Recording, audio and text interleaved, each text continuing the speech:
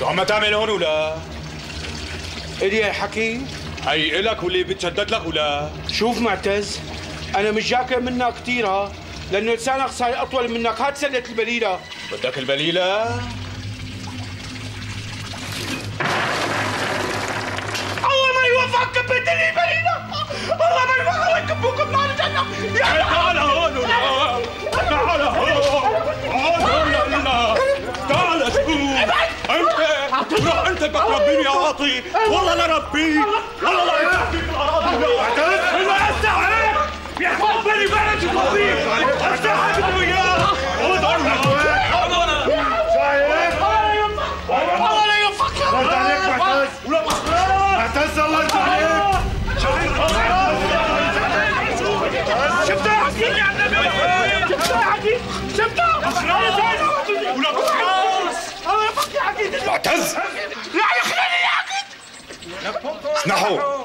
امرك خال، بس اذا الواطي بيعتب باب الحاره مره ثانيه ما بطلعوا منه الا على السحليه. السحليه كمان يخرب بيتك. اللي بيحب النبي يخلي يا شباب. يلا عم يلا يلا بدك بالبليله، المرة الجايه بدي اسوي السبيل احمر من دمها. لا من هون يلا. يلا ولي ولا؟ كل واحد يروح على شغله، روح خلاص. يلا يا رجال يلا كل واحد على بيته. يلا ولي.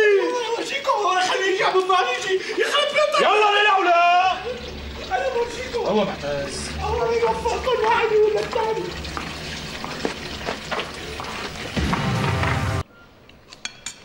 يا بي ليش الحاره بتكره غالي؟ من ندالته اخي، ما حلك تعرفه؟ بتنكسر ايده ان شاء الله. ايه بس من قبل ما يتنادل مع ابوك ما بيحبوه. ايه صحيح ليش يا بي؟ هذا ابو غالب كل عمره واحد ندل وشباب.